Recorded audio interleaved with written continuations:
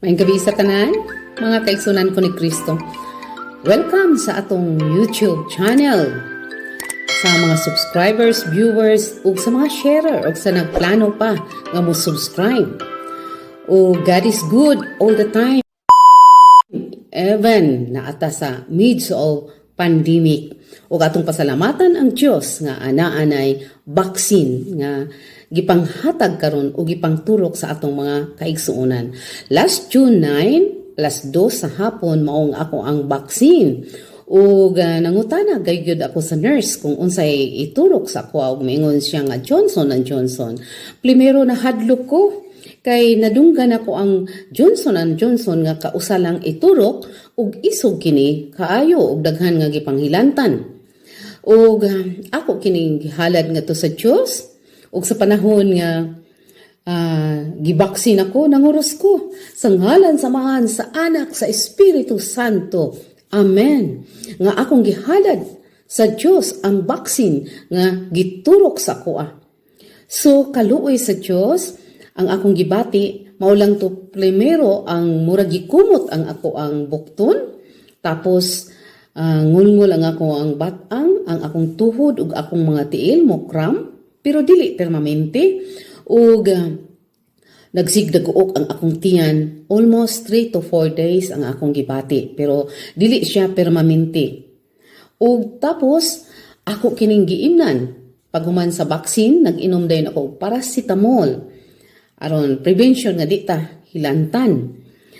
Takipirina ang akong giinom ug kaluoy sa Dios wala ako hilanti. Ug puno ako sa kabalaka sa vaccine, sama usab kaninyo mga kaigsuonan ko ni Kristo, apan ato kining ihalad sa Dios kay walay dili mahimo sa Dios. So dipinsahan ta niya ug siya ang tinuod nga vaccine sa atong kinabuhi. So akong ipaambit kaninyo nga ayaw gayud kamo kahadlok o kabalaka. Just pray o pangayua sa Dios nga ang vaccine nga makaya sa atong lawas. So, nagsige pagay kog pangutana sa akong amiga nga nurse nga kining vaccine nga Johnson & Johnson, wala ako hilanti. Miingon siya, salamat, Ate Jo, kay wala ka hilanti. Nagpasabot nga ikaw ang imong lawas midawat sa mao nga vaccine. Labi ko nung maayo nga wala ko hilanti. So, pasalamatan nato ang Dios sa tanan kay siya mao ang tinuod nga vaccine sa atong kinabuhi aron paglikay sa COVID nga hangtod karon mihasa pa o nang hasa sa tanang mga kaigsuonan nato sa tibuok kalibutan. So karong gabi una migawas ko kay ang alas 9 diri hayag pa man mura pa man og mga alas 5 sa hapon ug nanguha ako og video sa simbahan sa San Rocco, sa Puntana, sa simbahan ni Mama Mary, sa Machileria, nga dinha kami mamalit og mga pagkaon, nga mga sudan, nga mga prosciutto, mortadilla, o unsa pa nga anaa dinha, o miadto usab kita sa Unis, nga dinha kami mangumpra sa among mga gamitunon sa panimalay. So, mga kaigsuonan ko ni Kristo, mao kini ang view sa Chintalo.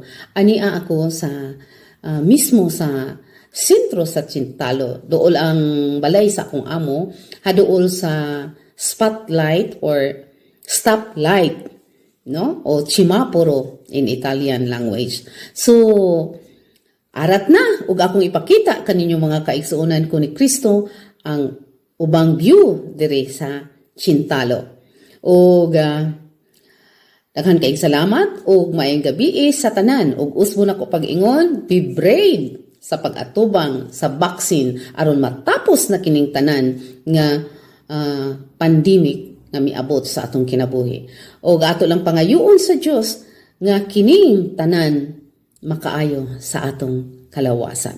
So usbo na ko pag-ingon, maayong gabi ug daghan kayong salamat ug ayaw kamo kalimot sa pag-subscribe sa atong YouTube channel.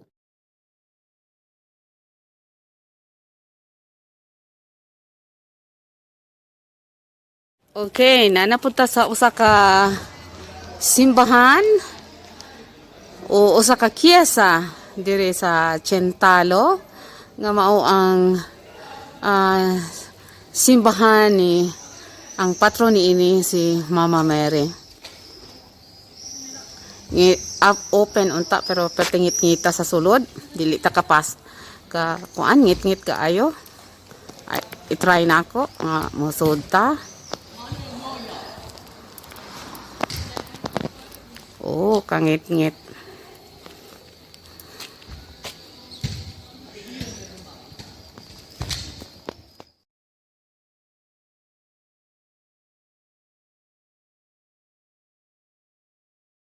Ang ilang machileria dinhi may mamalit og mga pagkaon nga mga prosciutto, karne dinhi mao ni ang machileria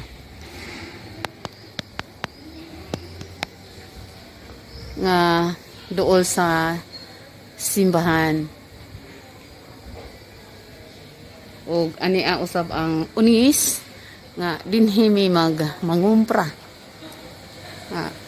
sa ato pa sari-sari store o tindahan unis.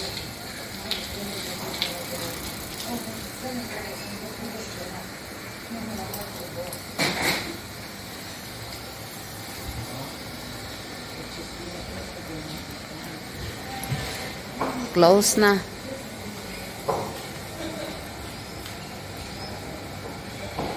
O kini ang unis.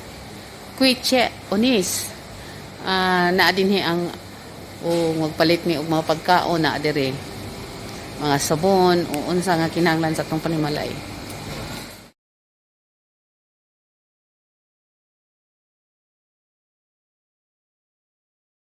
Ganiyaw sa ako karon sa Puntana. Ani kini sa taliwala sa karsada. Round ni siya, no? Mo ni gitawag og fountain, Puntana. Oh, que bela!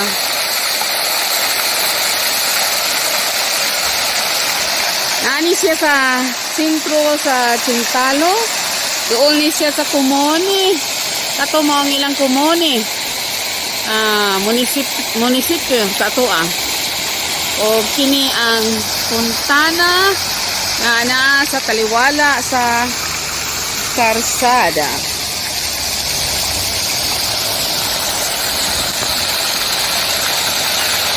Oh. Nagpataliwala ako.